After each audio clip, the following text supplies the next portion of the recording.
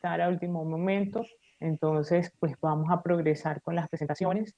Damos paso a las infecciones parasitarias en VIH. Esta disertación la va a realizar el doctor Jesús Tapia García. Él es médico infectólogo, egresado de la Universidad Católica Argentina, magíster en VIH y actualmente es el presidente del capítulo Caribe de la Sociedad Colombiana de Infectología.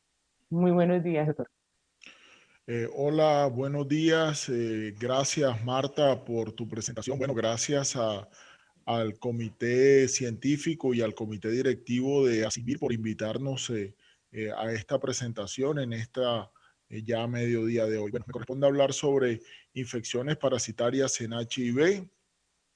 En cuanto a conflicto de intereses, no tengo ningún conflicto de interés en esta presentación. He recibido honorarios como speaker de MSD. Bueno, cuando hablamos de la infección por el virus del VIH, nos vamos allí a la historia natural de la enfermedad. Vemos de que pueden aparecer en un principio, en el diagnóstico reciente del paciente, pueden aparecer muchas coinfecciones. Dentro de estas tenemos la tuberculosis, que ya nos hablaron, la neumonía por neumocistis, pero empiezan a haber también o pueden haber también infecciones parasitarias. Dentro de estas tenemos la más importante y la que más impacta en los pacientes viviendo con VIH o que son recién diagnosticados con VIH, la toxoplasmosis. Tenemos también la cristosporidiosis y otras infecciones por otros coccidios que pueden presentar o pueden presentarse en los pacientes. También está la malaria, la leishmaniasis, que también pueden aparecer en los pacientes que viven con VIH. Aquí vemos esta imagen donde nos muestra los diferentes coccidios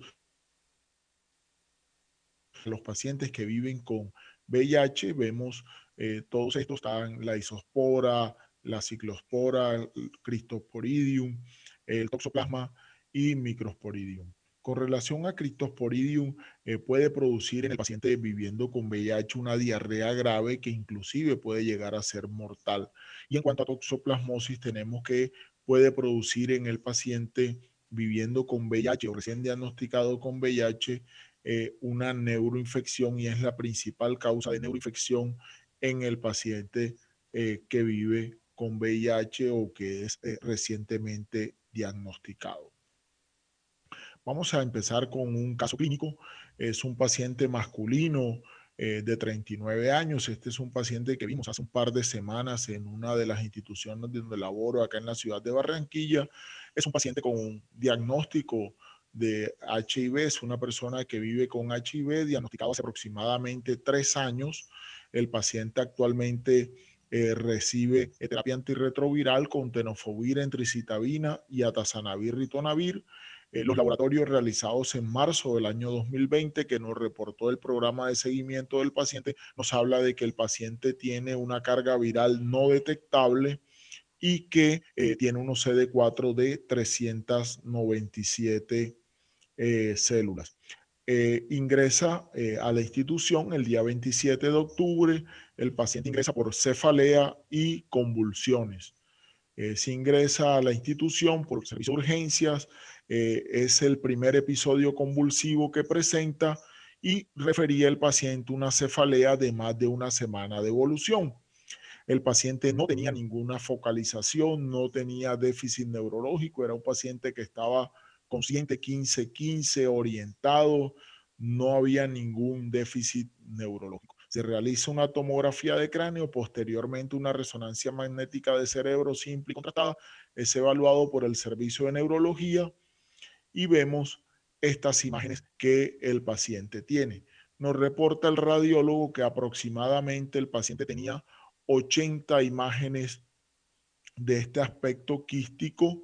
Acá vemos las imágenes que nos evidencia la resonancia magnética nuclear de cerebro que se le realizó al paciente. Acá está la lectura que nos hace el neuroradiólogo.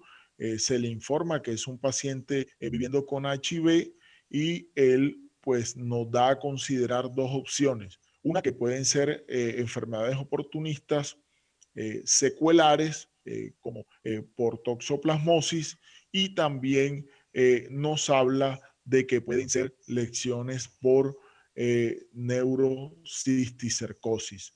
Entonces vemos acá lo que nos dicen de que las lesiones generan un edema vasogénico, algunas tienen un realce en anillo, y pues nos vamos y enfocamos el paciente, lo interrogamos, el paciente nos refiere que no tiene ningún antecedente de alguna neuroinfección en el debut de su enfermedad, ni anteriormente había sido diagnosticado. El paciente lo evalúa, neurología, le coloca manejo anticonvulsivante, neurocirugía evalúa al paciente, ellos consideran de que no hay conducta neuroquirúrgica en el paciente, por lo tanto dan alta.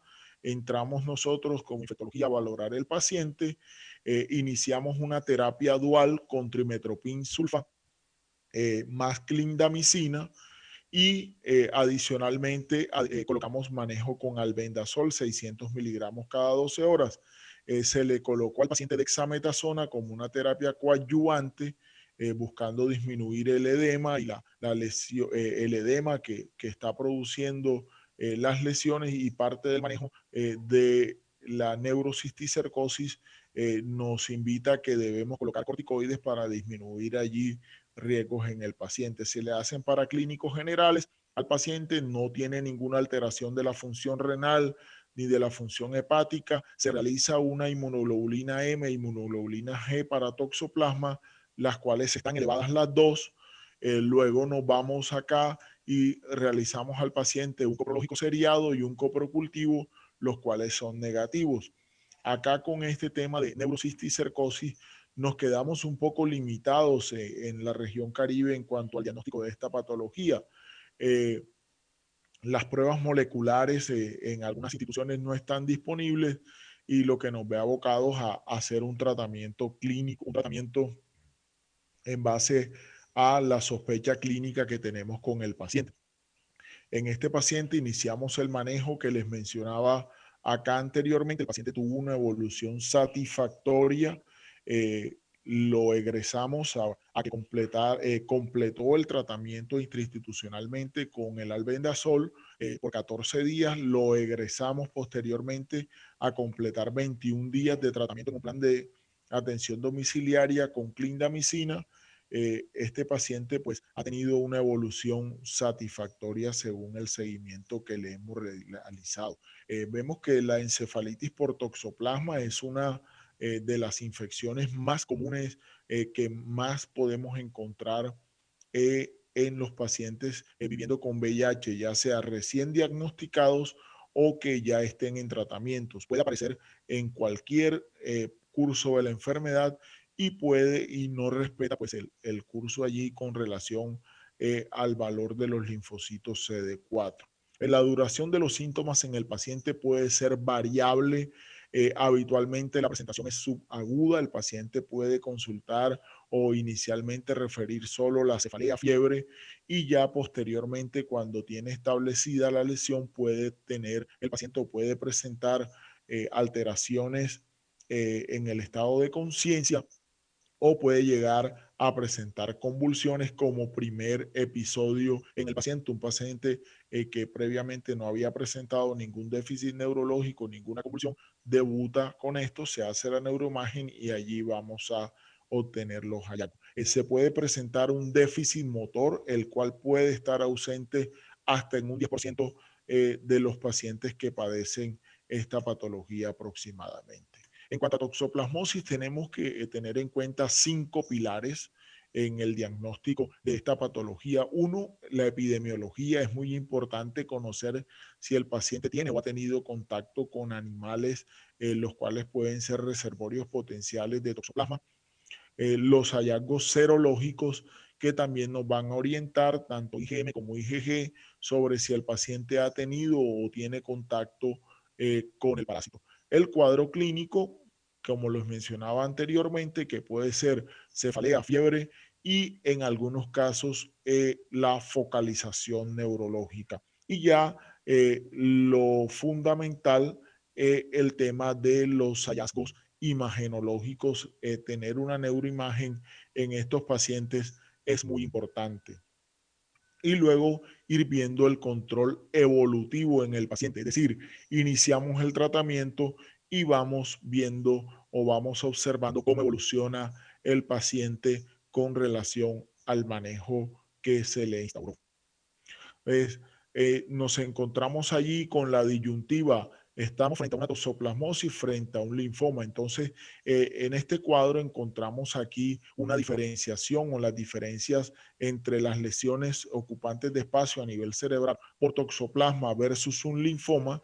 Tenemos que las lesiones en toxoplasma pueden ser múltiples, en un linfoma pueden ser únicas generalmente o también pueden ser múltiples. Y la localización, que es muy importante, generalmente las lesiones en toxoplasma son unas lesiones que son gangliobasales, pueden ocupar el tálamo o pueden ocupar la unión de la sustancia blanca y la sustancia gris. Presentan realce en anillo. En el linfoma el realce es homogéneo, es un realce en anillo grueso. Otras es que puede presentarse un componente hemorrágico previo al inicio del tratamiento en el paciente con toxoplasma. En el paciente con linfoma habitualmente no encontramos alteraciones o cambios hemorrágicos. En cuanto a la espectroscopía, en lo que es la resonancia magnética, tenemos que en esto vamos a tener de que va a haber una reducción en esto acá en la espectroscopía, y en el linfoma vamos a tener un incremento de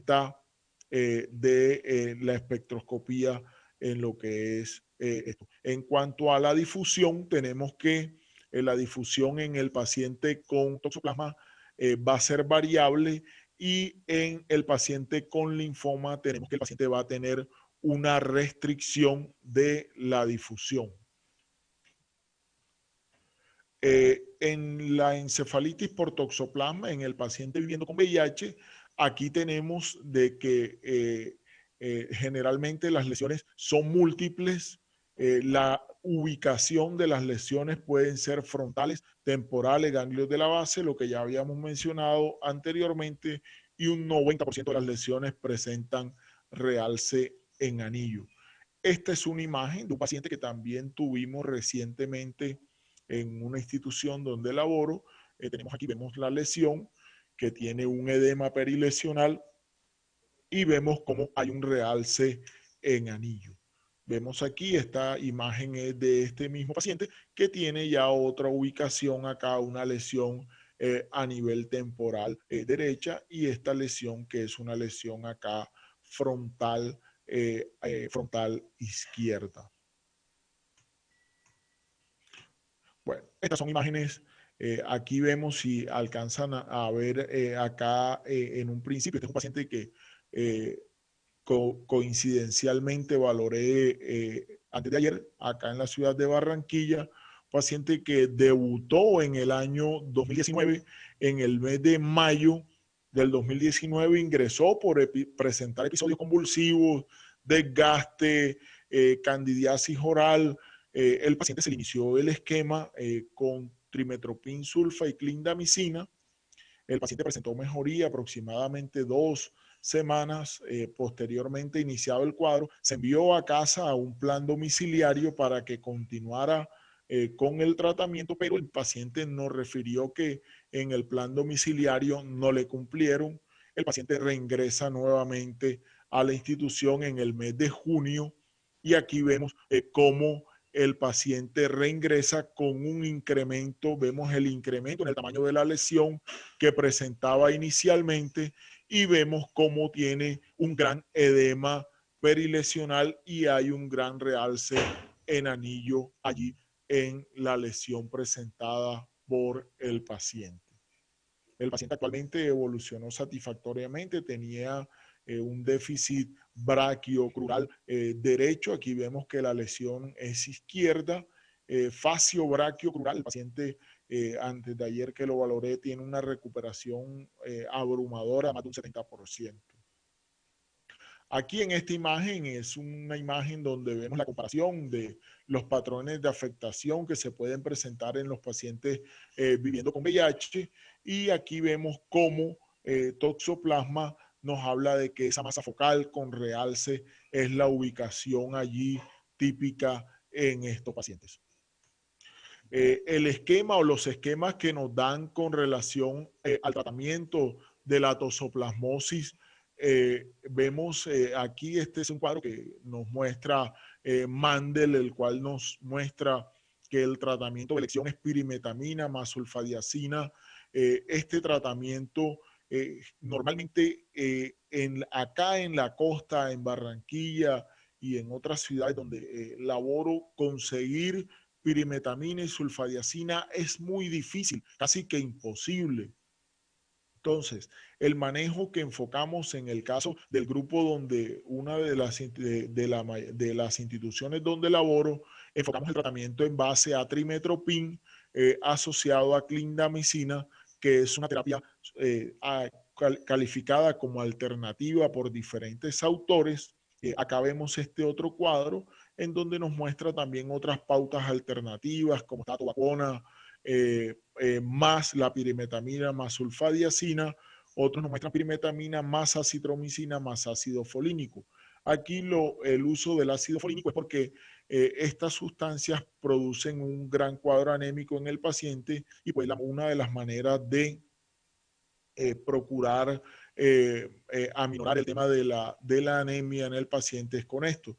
Y vemos aquí también que nos describen en este cuadro, que es de un cuadro de la Asociación Uruguaya de Infectología, en donde está dado como pauta alternativa de tratamiento la pauta con trimetoprim sulfa y clindamicina. Tenemos que, bueno, esta es otra pauta, de otro esquema de tratamiento, el cual nos muestra lo mismo que hemos venido mencionando. Y aquí, muy importante, el tema de las terapias adyuvantes. Estos pacientes requieren corticoides en el manejo. ¿Por qué? Porque el corticoide nos va a ayudar a disminuir el edema en el paciente. Muchos de los efectos de déficit que el paciente presenta es por la inflamación que tiene a nivel de cerebro, y bueno, al iniciar el corticoide nos va a ayudar a disminuir esto. Y lo otro es el manejo con anticonvulsivantes, lo cual es discutido en algunos casos. Hay algunas series de casos que nos manifiestan que el uso de anticonvulsivantes sea únicamente en los pacientes que han convulsionado. Otros autores y otra serie de casos lo utilizan como una medida preventiva para ayudar o nos da a que en el paciente pues disminuya el riesgo de convulsiones en los pacientes. Bien, entonces tenemos que acá es muy importante en esto el tema de que el tratamiento posterior al tratamiento que se hace en el paciente se haga posteriormente unas pautas de consolidación, debido a que el paciente inicialmente, pues si está severamente inmunosuprimido, está suprimido, tiene unos CD4 menores a 200, este paciente debe recibir posterior a la pauta de impregnación, que va de 4 a 6 semanas, posteriormente debe recibir una pauta de mantenimiento con trimetoprim sulfa, el cual puede ser o una vez al día a dosis de 160-800 o 2 veces al día. Esta profilaxis se va a mantener hasta que el paciente inicie la terapia antirretroviral y que posteriormente tenga pues una elevación en su nivel de CD4 que sean por encima de 200 células, o que el paciente logre la indetectabilidad en la carga viral. Entonces, en estos pacientes el riesgo de síndrome de reconstitución inmune es bajo. Se recomienda que en un paciente que recién diagnosticado, el inicio de la terapia antirretroviral la iniciemos aproximadamente de 2 a 3 semanas posterior al inicio del tratamiento antitoxoplasma. El riesgo de síndrome de reconstitución inmune es bajo en estos pacientes. Bueno, continuando con Cryptosporidium, Ciclospora, Microsporidium. Estos son unos coccidios los cuales pueden causar infecciones en el paciente viviendo con VIH. Acá el principal factor de riesgo en estos pacientes es que el paciente tenga un bajo nivel de CD4, es el principal factor de riesgo.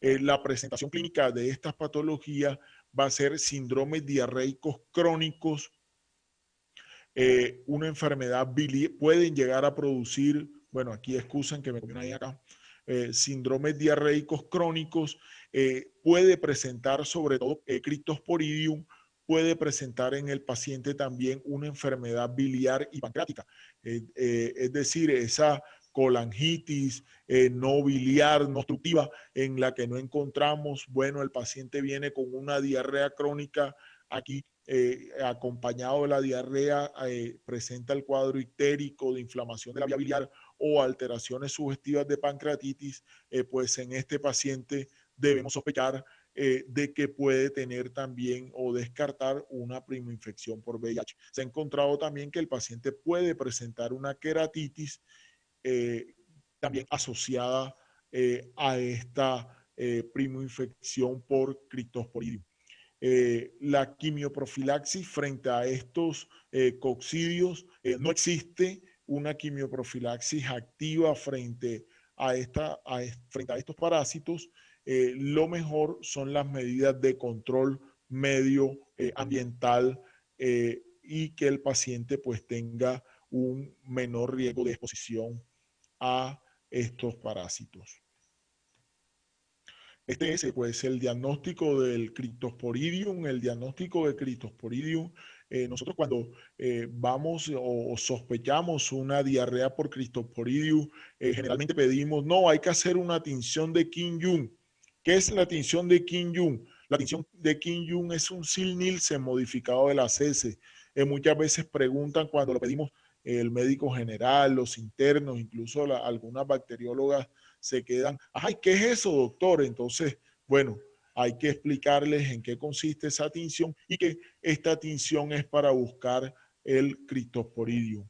Acá también el diagnóstico de criptosporidiasis es importante también el examen histológico en los casos de que no se logre el diagnóstico inicialmente con métodos directos.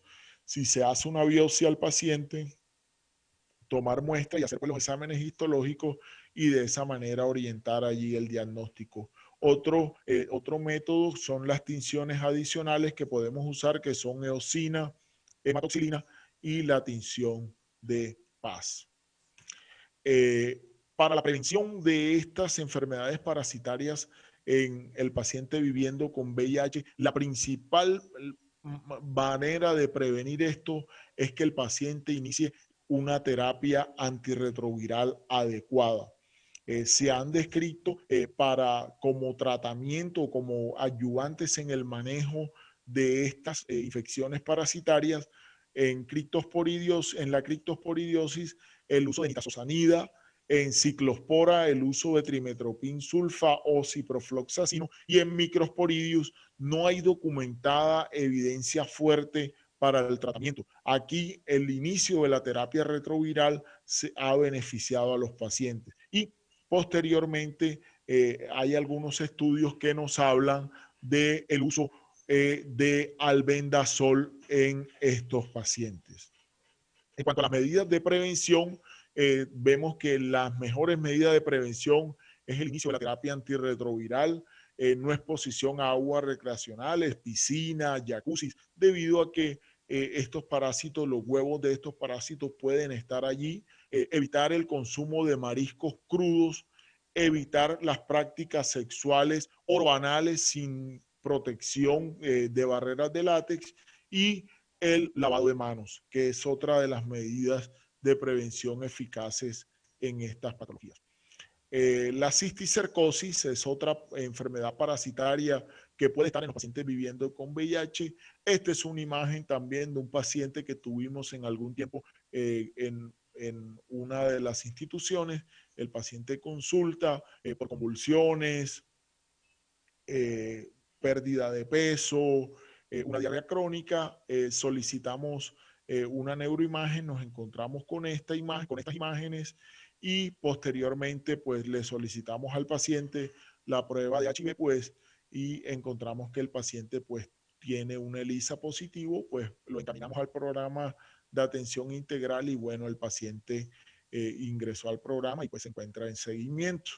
Esto es el ciclo de la cisticercosis. Tenemos que la tenia solium como agente causal de la neurocisticercosis puede tener dos vías. Una es que en el cerdo, el cerdo como un hospedero o un huésped primario, y el humano, el cual puede ser un huésped incidental, el cual va a entrar o se va a infectar con la tenia solium cuando hace coprofagia, es decir, consume alimentos o bebidas o tiene contacto con heces humanas o heces de animales. Sabemos que el cerdo puede ser un reservorio de la Taenia solium. Entonces, al hacer el hombre coprofagia o consumo de alimentos contaminados con huevos de cisticerco, el paciente se puede infectar y bueno, posteriormente allí vamos a ver que el paciente ingiere los huevos de la Taenia solium, luego en el duodeno estos huevos se desintegran, el embrióforo de 24 a 20, en 24 a 72 horas ya ahí puede salir el embrión exacante resultante, el cual penetra la mucosa intestinal hasta llegar a los vasos mesencefálicos.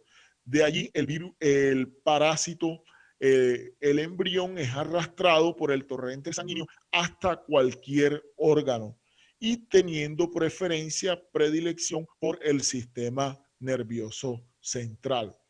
Tenemos aquí, esta es una revisión que tanto hay publicado sobre neurocisticercosis.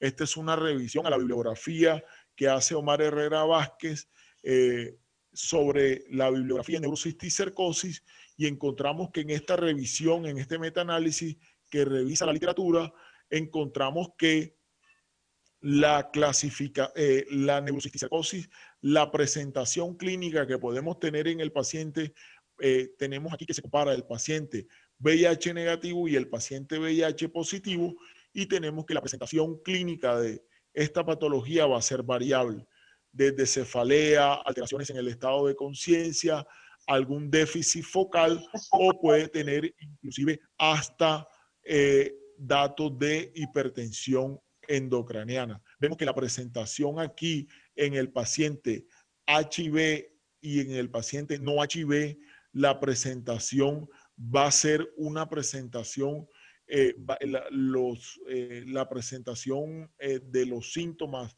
de los signos o síntomas que se pueden presentar en el paciente, vemos que va a ser variable y tenemos que los datos presentados en estos metaanálisis, tenemos de que el paciente inclusive muchas más manifestaciones neurológicas que en el paciente HIV positivo. Aquí tenemos, aquí nos muestran la presentación radiológica de las imágenes. Generalmente la infección por cisticercosis nos da esa famosa imagen en siembra, que es lo que vimos en la imagen que les presentaba al principio del caso clínico y en la imagen que les mostraba ya cuando empezábamos a hablar acá de neurocisticercosis. Y vemos aquí la localización que puede ser múltiple, puede tener diferentes localizaciones y el estadio de la aparición de la enfermedad puede ser variable. Lo podemos encontrar en fase vesicular, en fase coloidal, en fase calcificada o en fase mixta. Y aquí tenemos la caracterización de la presentación de las lesiones de acuerdo al nivel de CD4 que puede tener el paciente. Tenemos que en el paciente con menos de 200 CD4 y en el paciente con más de 200 CD4. Vemos que no hay una diferencia marcada en la presentación clínica de, de la sintomatología en el paciente. Bueno, en este cuadro vemos cómo es el enfoque o cómo debemos tener el enfoque del manejo en estos pacientes. el paciente con neurocisticercosis puede debutar con convulsiones, cefalea atípica o inclusive puede presentar una hipertensión endocraneana. Entonces, inicialmente debemos hacer un manejo sintomático adecuado, hacer una neuroimagen. Si esta nos orienta hacia que es una neurocisticercosis, debemos hacer un manejo y el manejo antiparasitario debe hacerse en el ámbito hospitalario y con lo que ya habíamos mencionado anteriormente, que el manejo con albendazol o praziquantel, la desventaja con praziquantel es que la disponibilidad es poca o escasa. La elección es albendazol a una dosis de más o menos 15 a 20 miligramos por kilo, y bueno, le da una dosis en un individuo de un peso promedio normal de 70, 80 kilos, una dosis de más o menos 600 miligramos cada 12 horas durante 14 días, y el manejo siempre debe estar acompañado del uso de corticoides. Bueno, neurocisticercosis, aquí les mostraba 15 miligramos por kilo, la dosis del albendazol, praziquantel, como les decía, y muy importante el manejo ayudante con corticoides y anticonvulsivantes.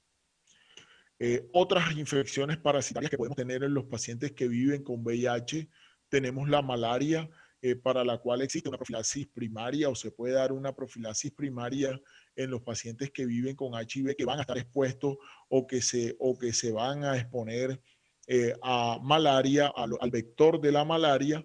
Entonces, estos pacientes podemos dar, dependiendo la zona donde habite o donde se vaya a exponer el paciente, podemos tener profilaxis frente a falciparum, frente a vivax y frente a malaria mixta.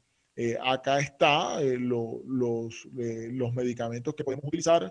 Está falciparum, que es para el falciparum podemos usar atovaquona provanil, que es Malarone, Olarian o doxiciclina. Para vivas podemos usar cloroquina oral o el Malarone, que es atovaquona provanil, o la mefloquina, que también se puede utilizar en los casos de malaria por Plasmodium falciparum. La leishmaniasis, no existe una profilaxis primaria frente a la leishmania. Tenemos que la profilaxis secundaria está dada para el manejo en estos pacientes con anfotericina B en las presentaciones de oxicolato o liposomal, la presentación de oxicolato ya casi saliendo del mercado por sus múltiples toxicidades, y los antimoniales pentavalentes. En cuanto a enfermedad de Chagas, que es otra enfermedad parasitaria que se puede presentar en el paciente viviendo con VIH, no existe una quimioprofilaxis primaria, una profilaxis primaria, y la profilaxis secundaria en Chagas sería con besnidazol. Muchas gracias por su atención. Quedo atento si tenemos tiempo para preguntas. Y bueno, gracias por atendernos y gracias a los organizadores por la invitación.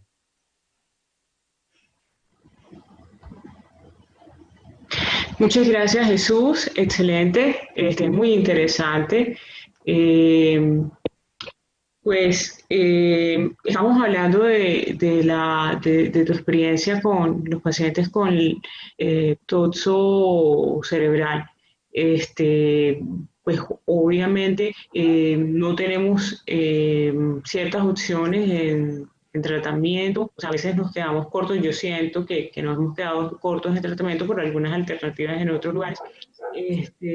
Y con respecto a esto, quería preguntarte si has tenido en alguna situación un efecto adverso, una reacción adversa a medicamentos y si esto te ha bloqueado la consecución de la evolución del paciente y de qué manera podemos resolverlo.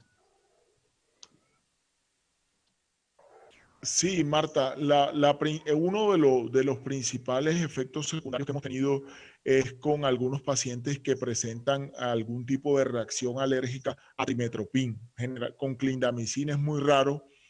Con estos pacientes, ante la no disponibilidad, yo laboro en la Clínica Misericordia Internacional acá en Barranquilla, que es una de las instituciones donde laboro. En esta institución tenemos más un enfoque neurológico y neuroquirúrgico, y pues en la contratación que tienen con muchas de las EPS en la ciudad, pues nos derivan este tipo de pacientes. Entonces, ¿qué hacemos? Hacemos de sensibilización con el personal de química y farmacia, hacemos de sensibilización con trimetopin oral, vamos desensibilizando al paciente y pues esto acompañado del manejo con corticoides y con esto pues hemos logrado pues buenos resultados en estos pacientes.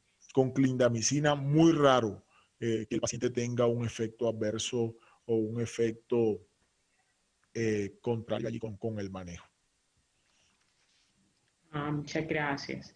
Y tú hiciste ese énfasis aprovechándote de las medidas de prevención primaria que nos mencionaste, en pacientes, o sea, de qué manera podemos invitar a nuestros médicos cuando ingresa el paciente con, para evitar que nos dé las recomendaciones de la prevención, ¿sí?